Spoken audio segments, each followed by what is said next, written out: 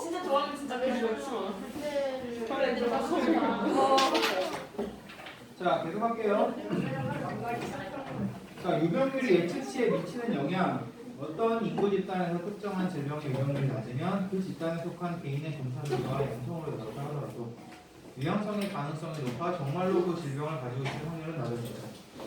반대로 매우 흔한 질병의 진단에서 양성으로 판정을 받은 개인이 그 질병을 실제 앓고 있을 확률은 그렇지 않은 경우에 비해 높을 것으로 예상됩니다. 정확도의 지표인 민감도나 특이도는 연구 대상에서 그 질병 유병률에 의해 영향을 받지 않는 반면 예측도 지표는 연구 대상 집단에서 그 질병의 유병률에 의해 크게 영향을 받습니다.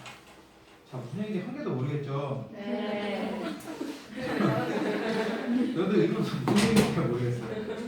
자, 이게 무슨 얘기냐면은 자, 유병률이라는 게 아까 뭐랬죠? 우리가 발생률 배웠고 유병률 배웠죠?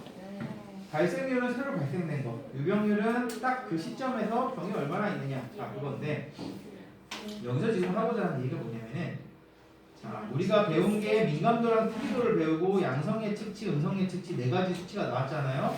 자, 그래서 지금 여기서 얘기하는 건 뭐냐면은 다 구구절절 설명을 합니다. 자, 요게 프리밸런스라는 게 유병률이에요. 유병률. 자, 유병률이라는 거는 어떤 병이든 다 차이가 있단 말이에요. 코로나의 유병률이 있을 거고, 그죠? 그 다음에 뭐 암의 유병률이 다 다른데 만약에 질병이 되게 보편적인 거다. 자, 무좀의 유병률은 50%가 될 수도 있겠죠. 그런데 암의 유병률이 50%가 된다는 건 말이 안 된단 말이에요. 그죠? 질병에 따라 유병률이 다 달라요. 자, 이게 민감도고, 이게 특이도고, 이게 양성 예측치, 음성 예측치고, 또 그 A, B, C, D로 할 수 있는 것 중에서 정확도라는 것도 측정할 수 있는데, 이건 크게 신경 쓰지 말고. 자, 보니까 민감도랑 특이도는 사람들이 질병에 얼마나 많이 걸렸는지랑 관계가 없어요. 그냥 사람들이 질병이 많이 되게 보편적인 질병이든 이런 건 희귀한 질병이라고 치면은 보편적인 질병이든 좀 드문 질병이든 민감도랑 특이도는 어떤 상황이든지 똑같이 나옵니다. 자, 그러면은 어떤 질병이든지 코로나든 암이든 무좀이든 흔하든 안 흔하든 민감도랑 특이도로 굉장히 정확하게 그 키트의 능력을 파악할 수가 있겠죠. 그런데 이 예측치라는 값은 유병률에 따라서 편차가 커요.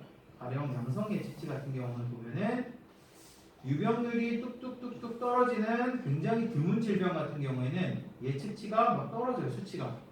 그러면은 내가 뭐 코로나를 하든 아니면은 무좀을 하든 유병 이런 수치가 일정하게 나와야지 우리가 어느 정도 신뢰를 하고 가는데 이런 수치는 유병률의 영향을 굉장히 많이 받는다는 얘기예요. 그죠? 그래서 이런 수치가 생각보다 임상을 할 땐 유용하지만 실질적으로 키트의 능력을 파악할 때 유용하지 않다. 지금 그 얘기를 하는 겁니다. 그래서 이게 지금 표가 3개가 나오는데 간단하게 얘기하면은 자, 보시면은 이게 지금 질병에 걸린 사람, 안 걸린 사람이죠. 그럼 유병률이 걸린 사람 90, 안 걸린 사람 보면은 이건 유병률이 지금 엄청나게 높은 거죠. 그죠? 아니다. 걸린 사람은 100명, 안 걸린 사람 이제 100명. 맞자. 유병률 어떻게 찾아가는 거지? 그러네. 걸린 사람 100명, 안 걸린 사람 100명. 이거는 지금 유병률이 어때요? 50%죠. 밑으로 내려가면은 여기서 디지즈죠. 이게 양성 걸린 사람 100명, 안 걸린 사람 1000명. 그죠? 자, 여기선 더 희귀하죠. 걸린 사람 100명, 안 걸린 사람 10,000명. 자, 이런 식으로 지금 유병률이 뚝뚝 떨어져요. 지금 이 표에서 나온 것처럼 뚝뚝뚝 떨어지는 걸 보니까 자, 민감도 특이도는 민감도 특이도는 얘로 계산하고 얘로 계산하는 거죠. 민감도 특이도는 계산을 언제 어디서 하든지 다 90, 95로 똑같은데 예측치는 바뀌어요. 유병률이 바뀌면 실질적으로 이 넘버를 넣고 계산해보면은 예측치는 수치가 아까 봤듯이 막 뚝뚝뚝뚝 떨어지고 뚝뚝 올라오고 막 이럽니다. 그래서 양성 예측치는 유병률이 떨어지니까 막 감소하고 음성 예측치는 유병률이 떨어지니까 오히려 올라가죠. 그래서 그러면은 이 질병이 흔한 질병이냐 드문 질병이냐에 따라서 이 수치가 막 이렇게 왔다 갔다 하면은 이 검사를 신뢰를 할 수가 없는 거죠. 그래서 PPV랑 MPV 같은 경우에는 보통은 이제 조금 다시 볼까요?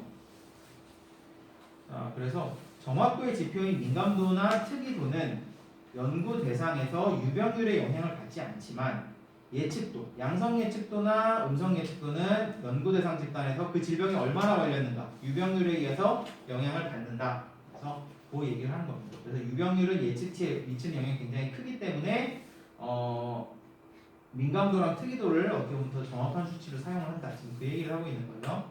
그래서 유병률이 감소하는 거에 따라서 혹은 증가하는 거에 따라서 예측치가 감소되거나 증가할 수 있다고 그 얘기를 하는 겁니다. 그 다음에 이제 우도비라는 게 있는데 우도비는 사실 뭐 크게 이렇게 그냥 몰라도 돼요. 네, 우도비는 그 사실은 예측치가 굉장히 아주 편하고 좋은 수치인데 임상에서 아까 말씀드렸듯이 정확하지가 않다 보니까 그러면은 우리가 그 예측치랑 비슷하면서도 좀 정확한 지표를 만들어 볼까 해서 나온 게 우도비예요. 우도비. 말이 되게 어렵죠. 우도가 무슨 뜻인지 모르겠는데 라이클리후드라는 건 어떤 가능성을 나타내는 레이쇼, 비율이니까 말 그대로 예측치랑 좀 비슷한 개념이라고 보시면 돼요. 그래서 자 간단하게 얘기하면은 아까처럼 예측치를 구하지 말고 특이도랑 민감도를 이용해서 얼마나 이 질병이 일어날까, 얼마나 진단법이 타당할까 하는 수치를 한번 만들어보자 해서 나온 게 우도비다. 이 정도로만 그냥 알아두시면 돼요. 계산하는 방법은 양성 결과를 갖다 우도비, 그러니까 테스트를 했을 때 양성 결과의 우도비를 구하는 방법은 1에서 특이도를 뺀 후에 이걸 갖다 민감도로 나눈 값이고, 음성 결과의 우도비 같은 경우는 이제 특이도로 나누고 1에서 민감도를 뺀 값이에요. 한마디로 그냥 우리가 아까 A, B, C, D 수치가 다 있었죠. 그 수치에 맞게 이런 식으로 계산해서 그냥 양성 결과, 음성 결과에 대한 우도비를 기억하게 됩니다. 그럼 이게 양성 예측치, 음성 예측치처럼 상당히 비슷하게 쓰이면서도 정확도는 민감도랑 지금 특이도만 활용을 하고 있기 때문에 정확도는 높다 이거죠. 자, 그런 걸 하고 보시면 돼요. 한번 읽어보시고. 자, 그럼 이제 양성 결과의 우도비, 음성 결과의 우도비 아까 말씀드린 대로 그냥 구하면 되는 거예요. 그냥 여기 있는 식에다가 넣고 A, B, C, D가 있으니까 요 식이 되는 거죠. 민감도 구하는 식이 이쪽에 오고 특이도 구하는 식이 이쪽에 가서 1에서 이걸 빼는 거죠. 이런 식으로 이제 구하면 된다. 정도로 보시면 됩니다. 그래서 A, B, C, D 넣어서 우도비를 구한다. 여기서도 이제 아까 우리가 풀었던 문제죠. 여기서 그 민감도랑 특이도를 구했는데 이제 이걸 기준으로 마찬가지로 이제 우도비를 구할 수 있다.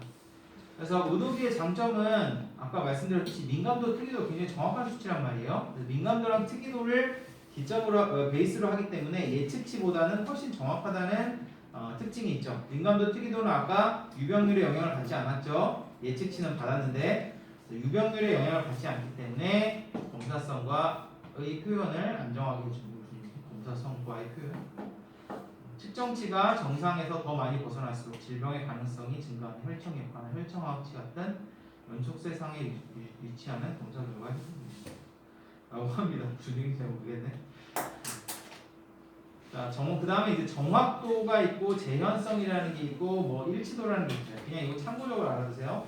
정확도는 아까 그 ABCD로 계산하는 방법이 있었죠? 그래서 4개를 다 더한 다음에 진양성과 지능성을 더한 게 이제 정확도라고 보시면 되고, 그러니까 전체에서 진양성, 지음성 얼마나 잡아낼 수 있냐, 그게 이제 정확도라고 보시면 되고, 그 다음 이제 반복성이라는 게 있고, 이제 재현성이라는 게 있는데, 반복성은 동일한 샘플을 동일한 검사법으로 반복해서 검사를 할 때 동일한 결과가 나오는 정도고, 재현성은 동일한 샘플을 2개 또는 그 이상의 상이한 검사법으로 검사한 모든 검사 결과들이 일치하는 거예요.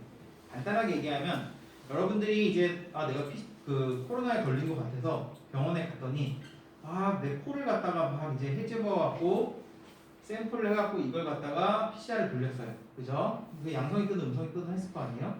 자, 그 다음에 이 결과가 맞나? 하고 PCR을 한 번 더 돌렸어. 그 다음 PCR을 또 돌렸어. PCR을 또 돌렸어. PCR을 5번 돌리면 5번 다 똑같은 결과가 나와야 될 거 아니에요. 그죠? 그래서 그런 개념이 반복성이라고 보시면 됩니다.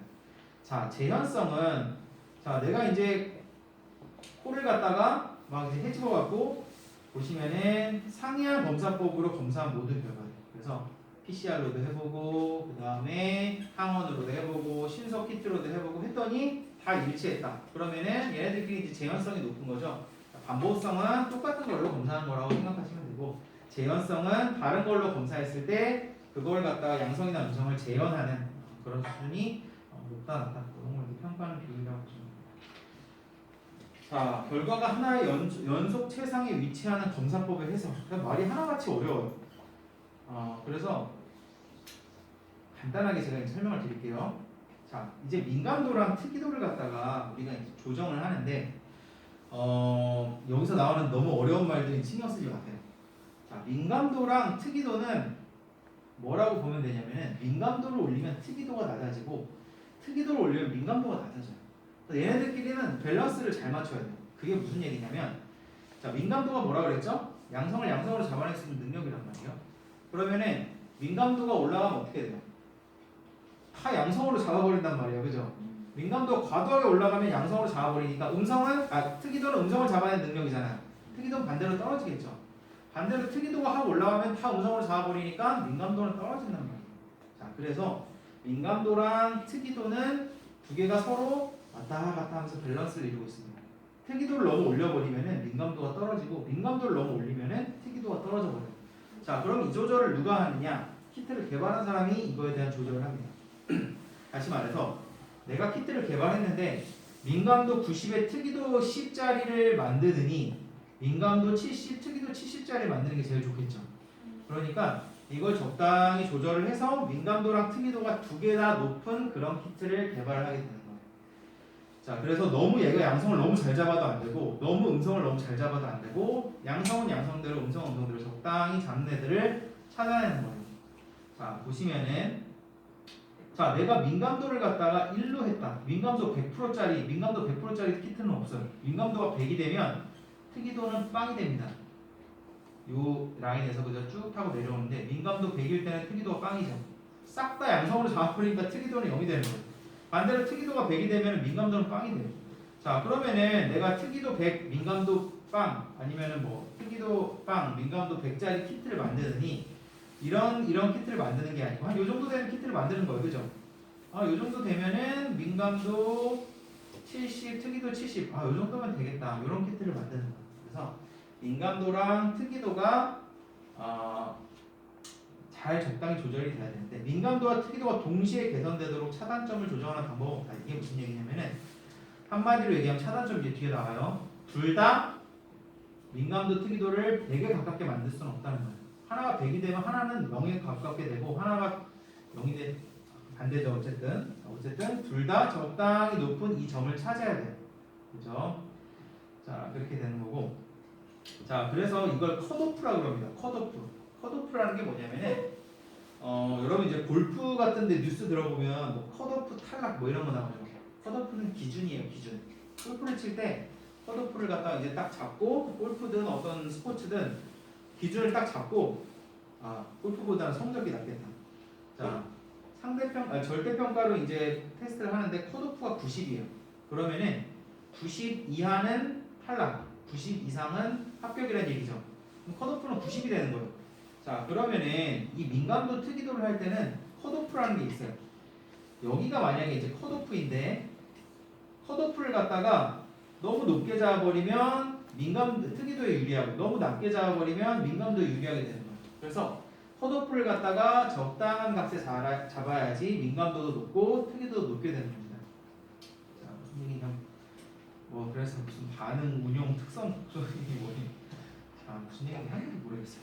자, 그런데 무슨 얘기냐면은 간단하게 얘기하면 특이도죠, 민감도죠. 아까 얘기했듯이 둘 다 100백이 되게 될 수가 없다는 거예요. 특이도 100, 민감도 100. 이렇게 아이디얼, 아주 이상적으로 나오기는 어렵다는 거예요. 집값처럼. 그래서 항상 검사법은 이런 식으로 곡선을 이뤄서 나옵니다. 실제로. 그러면은 100백은 잡을 수가 없어. 배가 서로 100이 되든지 0이 되든지 이런 식으로 아까 얘기했듯이 얘가 0이 되면 얘가 100이 돼. 얘가 100이 되면 얘가 0이 돼. 이런 식으로 되니까 그렇게 극단적으로 잡지 말고 한 요렇게 그래프가 되니까 컷오프를 내가 한 요 정도 수준으로 잡으라는 거죠. 그럼 60, 70 정도로 딱 좋잖아요. 그죠? 민감도랑 특이도랑 이제 균형을 좀 이뤄야 된다. 그래서 이 ROC 커브에 보면은 이런 식으로 돼 있으니까 이렇게 극단적으로 이렇게 아이디얼하게는 나오지 않으니까 항상 그래프는 이런 식으로 나오니까 어느 정도 이제 잘 예측을 해서 컷오프를 잡으라는 거예요. 자, 무슨 얘기냐면은, 자, 여러분들 이제 그 PCR 검사 어떻게 하는지 혹시 아시는지 모르겠는데, PCR 검사라는 거는 어떤 특정한 유전자를 코로나 유전자를 증폭을 합니다. 증폭을 해가지고 증폭되는 그 수준이 어떤 일정 수준으로 딱 넘어가게 되면은 그게 이제 PCR 상에서 양성이 되는 거예요. 그래서 자 만약에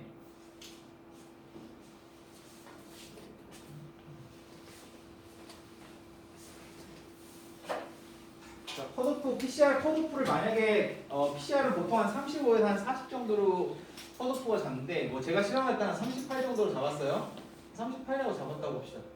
자 이제부터 38을 넘어가는 원래 38 넘어가면 음성이지만 반대로 할게요. 그냥 38 넘어가면 양성이라고 치고 38 밑으로는 음성이라고 칩시다. 자 그러면은 양성은 39, 40, 41, 42 막 이렇게 있을 거 아니에요? 자, 음성은 뭐 37, 36, 34 뭐 이렇게 있을 거 아니에요? 뭐 15 뭐 이런 식으로 돼 있을 거 아니에요, 그죠? 자 그러면은 내가 이런 PCR에 대한 테스트가 있는데 이건 리얼타임 PCR인데 PCR 테스트가 있는데 컷오프를 갖다가 37로 낮춰볼까요? 37로 낮춰보면 얘가 뭐가 돼요? 양성이 돼버리죠. 자 컷오프를 36으로 낮추면 어떻게 돼요? 얘도 양성이 되죠. 자 컷오프를 15로 낮춰봅시다.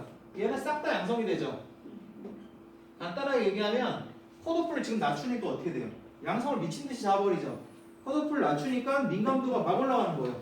반대로 특이도는 어떻게 되겠어요? 얘네 실제로 음성인데 양성으로 잡아버렸죠 지금. 그럼 특이도 완전 꽝이잖아요, 그죠? 그러니까 내가 이 컷오프라는 수치를 갖다가 어떻게 잡느냐에 따라서 민감도랑 특이도 올라가는 거예요. 그래서 내가 37로 잡았더니 민감도가 70, 특이도 80 이렇게 나왔다. 근데 38로 잡았더니 80, 90 나왔다. 그러면은 이런 식으로 더 좋은 컷오프를 자기가 찾는 거죠. 그러면은 아까 얘기했듯이 극단적으로 위아래로 너무 내려가면은 내가 15로 잡았어요. 아까 얘 싹 다 양성으로 잡았으니까 민감도는 100% 되겠죠. 특이도는 빵이 된단 말이에요. 그죠? 자 이번에는 컷오프를 100으로 잡아버렸어. 그러면 얘는 다 음성되는 거죠. 실제로 양성인데. 그러면은 특이도는 어떻게 돼요? 특이도가 100이 되는 거죠. 다 음성되어 버렸으니까. 민감도는 빵이 됩니다. 그죠? 자, 다시 얘기해서 내가 컷오프를 어떻게 잡느냐에 따라서 민감도랑 특이도가 팍팍팍 차이가 나기 시작하는 거예요. 그러니까 컷오프를 적당하게 잡는 게 좋아요. 내가 이 키트를 딱 개발한 사람이다. PCR 개발한 사람이다. 38 정도 됐을 때 양성이랑 음성을 제일 균형 있게 잡았다. 38 정도 됐을 때 뭐 특이도 80, 민감도 90 이런 식으로 된다. 그러니까 내가 이 상태에서 민감도를 올리고 싶다, 특이도를 올리고 싶다 하면은 컷오프를 갖다 왔다 갔다 하면 되는 거죠. 자, 이제 그런 표예요, 이게 지금. 자, 보니까 자, 이건 지금 PCR만 설명한 거고 엘라이자든 뭐든 컷오프가 다 있어요. 무슨 얘기냐면 여러분들이 키트를 사용을 해요. 그게 PCR 키트가 될 수도 있고 여러분들이 나중에 이제 결혼해서 임신 진단 키트를 한다고 해도 줄이 하나 더 떠야 될 거 아니에요, 그죠? 2줄. 자, 그러면은 줄이 하나 더 뜨는 그 시점을 갖다가 그게 이제 일종의 컷오프가 되는 거예요. 내가 컷오프를 40으로 잡았다. 그러면은 40 이상 되면은 줄이 하나 더 뜨게 만들어 놓는 거예요. 모든 그런 키트가. 자, 그런 게 이제 컷오프라는 개념이고. 자, 보니까 이 컷오프가 자, 10에서부터 90까지 되는데 내가 컷오프를 너무 낮게 잡으니까 민감도 100, 특이도 100, 특이도 빵. 반대로 컷오프를 너무 높게 잡으니까 민감도 99.6, 민감도 19, 특이도 99.6 이렇게 되는 거죠. 간단하게 얘기하면 아까 얘기한 대로 극단적으로 위에서 보이는 이런 커브를 보인단 말이에요. 0, 100, 그 다음 100, 0. 그러면 아까 말씀드린 대로 이 사이에서 컷오프를 잡아야 됩니다. 자, 그럼 적당한 컷오프는 어느 정도 되겠어요? 둘 다 높이려면은 한 요 정도면 괜찮죠? 30 정도로 잡으니까 특이도도 민감도도 특이도도 한 뭐 요 정도 되는 거잖아요. 그죠? 그래서 자, 보시면은 자, 마찬가지로 민감도가 너무 높으면은 위양성이 높은 거죠. 싹 다 양성을 잡아버리니까 특이도가 너무 높으면 위음성이 높은 거죠. 지금 폴스 네가티브가 위음성이고 폴스 포지티브가 위양성이에요. 그래서 위음성, 위양성도 막 서로 바뀌면서 왜 아까 이렇게 잡은 애들 어때요? 얘네 다 양성으로 잡아버리면 이런 애들 뭐예요? 위양성이죠? 실제로 음성인데. 그래서 위양성, 위음성의 어떤 수치 같은 것도 바뀌면서 컷오프가 이제 바뀌게 된다. 자, 그래서 컷오프를 갖다가 뭐 이거 그냥 똑같은 위음성, 위양성으로 해갖고 이제 했을 때 적당한 위치에 잡아라. 그런 의미가 되는 거고. 그래서 어쨌든 딱 보면은 민감도 특이도 곡선을 보통 그리게 되면은 컷오프를 가운데다 놓고 얘네들이 이제 서로 교차하는 적정한 컷오프가 있어요. 무슨 얘기냐면은 얘는 100에서 빵 쪽으로 떨어지죠. 얘는 빵에서 100 쪽으로 증가하면 중간에서 어느 정도 적절하게 교차되는 애들이 있을 거 아니에요? 이런 식으로 이런 애들을 기준으로 이제 컷오프를 잡으라는 거예요. 그럼 이런 데서 이제 컷오프를 잡게 되면은 어때요? 내가 한 30 정도에서 컷오프를 잡으니까 둘 다 한 80 정도 되게 적절하게 균형에 맞춰서 나오는 거죠. 자, 그래서 차단점. 차단점이라기보다는 사실 한국말로 기준점이라는 걸로 좀 해석하면 좋을 것 같은데 차단점, 기준점, 이 컷오프라는 거는 자, 그렇게 하는데 자, 정할 때는 어떻게 해야 돼요? 민감도, 특이도를 적정하게, 위양성, 위음성을 적정하게 조정을 해야 되니까 오진의 총수가 가장 적도록 그렇게 차단점을 갖다가 조절하라 이겁니다.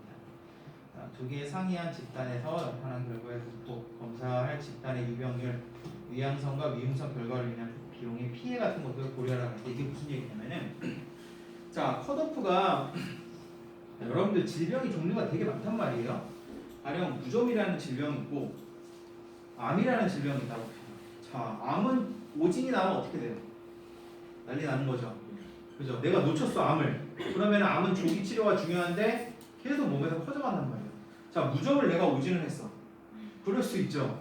그죠? 자, 무슨 얘기냐면은 암 같은 질병은 민감도가 떨어지면 안 돼.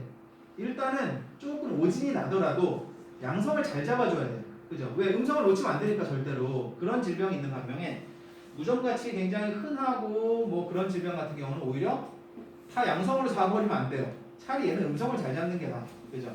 그런 게 이제 있다는 거예요. 그래서 자, 내가 암을 진단하는 아주 조기 치료가 중요한 어떤 뭐 췌장암이라든지 뭐 췌장암 뭐 조기 치료도 뭐 늦다고 하지만 어쨌든 뭐 어떤 뭐 몇몇 위암이라든지 뭐 유방암이라든지 이런 식으로 굉장히 조기 치료가 필요한 그런 암을 갖다가 진단하는 키트를 만들었다.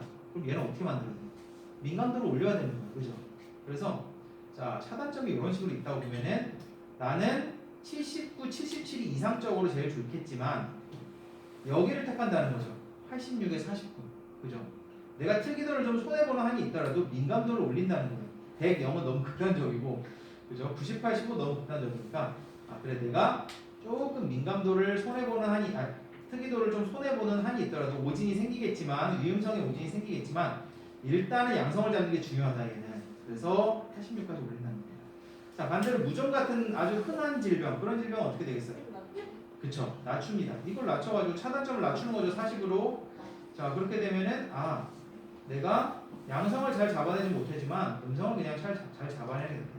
이런 식으로 질병에 따라 달라요. 그래서 아까 말씀드렸죠. 이걸 개발한 사람이 컷오프를 조절을 할 수가 있는데 자, 그랬을 때 이런 결과의 분포라든지 아까 어쨌든 표를 그리면 결과 분포가 다 나올 거 아니에요? 그런 거를 이제 고려를 해서 집단의 유병률 이게 흔한 병이냐 드문 병이냐 이런 것도 따져보고 자, 위음성, 위양성 결과로 인한 비용이나 피해 아까 말씀드렸듯이 암은 피해가 엄청나죠. 암이라든지 희귀질병, 조기 진단이 필요한 질병은 피해가 크지만 뭐 그냥 흔한 질병이나 누구나 갖고 있는 질병 같은 경우는 그렇진 않잖아요. 그죠? 그래서 그런 비용과 피해. 자, 그럼 코로나 같은 경우도 초기에는 어때요? 코로나 놓치면은 이 사람이 나와서 다 전파시킬 거 아니에요? 그러면은 처음에는 사실 민감도 높은 검사를 테스트하는 게 맞습니다. 왜냐면은 만약에 얘를 놓쳤을 때, 이 사람을 놓쳤을 때 사회적인 비용이 크단 말이에요. 그래서 그런 것들까지 이제 하게 되고. 자, 우도비 검사 결과의 크기와 질병의 가능성 사이에 상용하게 있는 것을 분석하는 거죠. 우도비는 양성 예측치, 음성 예측치랑 이제 비슷한 개념이 되는 거라고 보시면 돼요.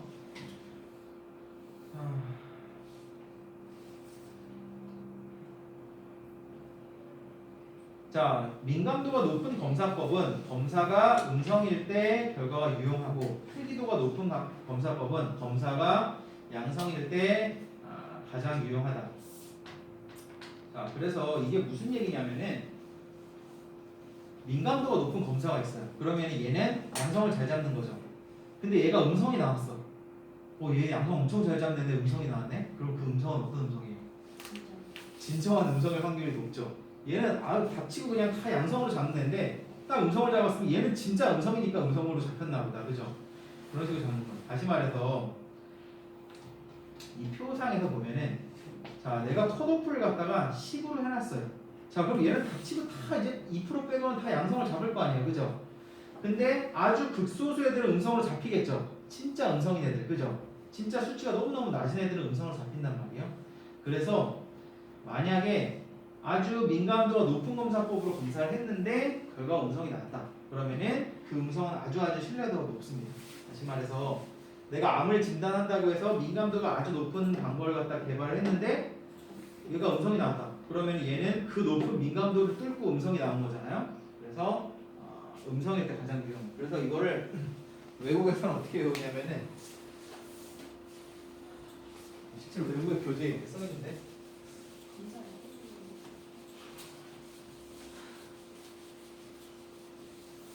자 민감도가 영어로 sensitivity예요. sensitivity 그 다음에 특이도가 specificity예요. 자 그래서 민감도는 네가티브가 나왔을 때 유용하고 특이도는 포지티브가 나왔을 때 유용하고 이런 식으로 이렇게 돼요. 포지티브. 민감도는 N이 들어가니까 포지티브는 T가 들어가니까 P 이런 식으로 됩니다. 자 뭐라고요? 이게 무슨 얘기인지 한 개도 모르겠죠. 저도 모르겠어요. 자, 이 거의 비슷한 얘기라고 보시면 돼요. 그래프 상에서 적절한 차단점을 정하라.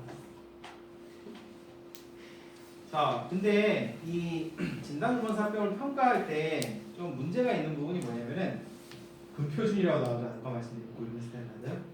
골든 스탠다드라는 게 모든 질병에 대해서 있는 게 아니에요. 우리가 지금 코로나의 골든 스탠다드를 PCR로 잡았지만 아까 말씀드렸듯이 PCR도 100% 정확한 건 아니란 말이에요. 그러면은 다른 질병들 우리가 쫙 봤을 때 모든 질병에 대해서 이 골든 스탠다드가 믿을만하지가 않습니다. 그래서 그러면은 골든 스탠다드 자체가 믿을만하지 못하면 어때요? 민감도 특이도가 다 빗나가게 되는 거죠. 그런 경우가 실제로는 굉장히 많다. 그래서 진단검사법을 평가할 때 그런 부분에 있어서 착오가 생길 수도 있다 정도를 그냥 알아두시면 됩니다. 이 정도만 알아두시고 뭐 상당히 말이 많아요. 네. 정밀검사 차고, 검도 차고, 합병 차고, 질환을 자 여기까지 하고 자 이제는 그 역학 연구의 접근 방법에 대해서 이거 벌써 슬라이드 절반 정도 했어요. 자, 이제는 더 빨리 나올게요. 더 빨리. 자 역학 연구에는 우리가 얘기하는 건 기술역학, 분석역학, 임상역학, 실험역학, 이론역학 굉장히 다양하게 있어요. 기본적으로 역학은 원인을 규명하면서 발생 요인이 뭔가 원인 찾아내고 어떻게 퍼질 것인가 그런 것들을 예측하는 거예요. 다시 말해서 우리 지금 지역에서 인천 계양구에서 보니까 이유는 모르겠는데 갑상선에 걸린 20대 여성의 비율이 갑상선 암에 걸린 늘어나고 있다. 그러면은 원인을 찾아내기 시작하는 거예요. 자, 뭐 여기 공장이 생겼나, 반도체 공장이 생겼나, 원자력 발전소가 들어섰나, 아니면은 뭐 여기 사는 20대 뭐 여성에게 어떤 뭐 공통적으로 가지고 있는 요인들이 있나, 뭐 그런 것들을 찾아내는 거예요. 그래서 그런 결정 요인들을 일단 찾아내고, 자, 그 다음에 그럼 얘네들이 어떤 식으로 질병이 퍼지겠다, 누가 걸리겠다, 그런 것들을 찾아내는 게 일종의 역학이라고 보시면 되는데, 이걸 접근할 때 굉장히 다양한 방법을 씁니다. 기술 역학이라고 해서 이거는 테크닉이 아니고 여기 나오는 건 묘사한다는 그런 뜻이에요. 한마디로 어떤 거 기술하고 말한다는 그런 역학이고, 분석 역학은 말 그대로 애널라이즈라고 하면 우리가 분석한다는 거죠. 그죠? 애널라이컬. 그래서 분석하는 거. 임상역학, 실험역학, 이론역학이 있는데, 자, 역학 우리가 지난 시간에 배웠죠. 인구 집단의 건강 상태의 분포와 결정 요인을 탐구하는 거. 방금 말씀드렸듯이 갑상선암이 20대에서 막 이렇게 분포되어 있는 거를 다른 그룹에 비해서, 다른 지역에 비해서 파악을 하고 그 원인을 갖다가 탐구하는 게 이제 역학이라고 보시면 되는데, 이거를 할 때 방법이 기본적으로 기술 역학이 있고 분석 역학이 있어요. 자, 위에서 이제 뭐 역학이 많은데 이 두 가지를 이제 포커스를 맞춰. 기술 역학이라는 거는 디스트리뷰션이라는 건 질병이 얼마나 퍼졌냐는 거예요. 간단하게 얘기하면 질병이 어떤 정도로 퍼졌고, 뭐 계양구의 뭐 20대 여성의 몇 %가 뭐 특히 어떤 뭐 특정 동네에 뭐 갑상선암에 걸렸고 그런 것들을 갖다가 분포라든지 아니면 상황 같은 걸 그냥 좀 정리하는 그런 개념이라고 보시면 돼요. 기술역학은. 자, 분석역학은 뭐냐면 디터미넌트라는 건 어떤 요인이라든지 어떤 요소를 찾아낸다는 거예요. 자, 그러면은 갑상선암에 영향을 주는 요소가 굉장히 다양하게 있을 거 아니에요? 방사선도 있고, 그 다음에 뭐 식이 습관 같은 것도 있고, 그 다음에 나이라든지 유전적인 병력 같은 것도 있다는 거예요. 그러면은 그런 것들을 일일이 다 찾아내는 게 분석역학이에요. 그래서 지금 걸린 사람들이 뭐에 노출이 됐는지, 지금 뭐 안 걸린 사람들은 뭐에 노출이 되지 않았는지 그런 것들을 이제 찾아내는 단계라고 보시면 돼요. 그게 분석역학이 되는 거예요. 기술역학, 분진 내에 발생하는 질병에 대해서 그 발생부터 종결까지 질병의 자연사를 기술한다는 거예요. 기술. 테크닉이 아니고 그 테크닉이 아니고 말한다는 거예요. 기술. 묘사한다고. 질병 발생의 경향 또는 문제점을 파악하고 구체적인 가설에 접근해 나가는 방법.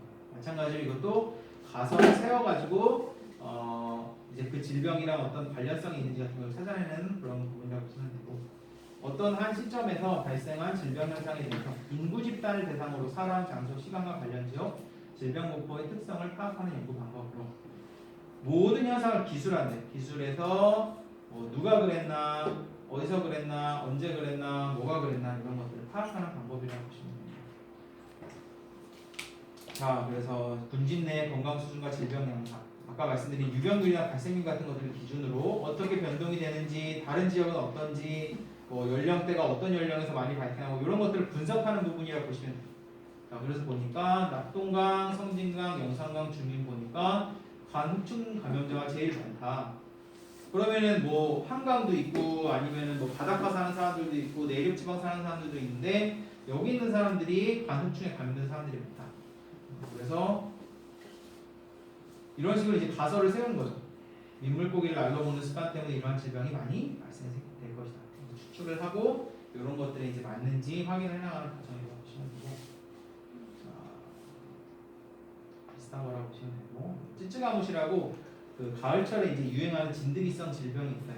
그래서 이거 이제 지역별, 계절별, 뭐 연도별로 이제 나눴을 때 어떤 식으로 발생이 되는지 그런 것들이 이제 연령별 하는 거라고 보시면 되고. 자, 질병 기술역학은 질병 발생의 위험 요인 또는 결정 요인을 규명하는 그냥 기본적인 과정이에요. 이 질병이 뭔지, 자연사가 어떻게 되는지, 누가 걸렸는지 연구의 범위를 정하고 질병 원인에 대해서 가설을 설정하는 데 필수죠. 자, 그럼 기술역학에서 내가 이 질병의 정체에 대해서 알았으니까 분석역학으로 넘어가서 자, 원인이 뭔가 이제 찾아내기 시작합니다. 자, 분석역학을 봅시다. 분석역학은 기술역학을 통해 얻어진 구체적인 가설이나 정보가 있을 거 아니에요. 그거를 증명하기 위해 사용을 합니다. 자, 내가 기술역학을 딱 하다 보니까 얼마 전에 이 동네에 뭐 반도체 공장 같은 게 생겼다. 그래서 이게 관련이 돼 있지 않을까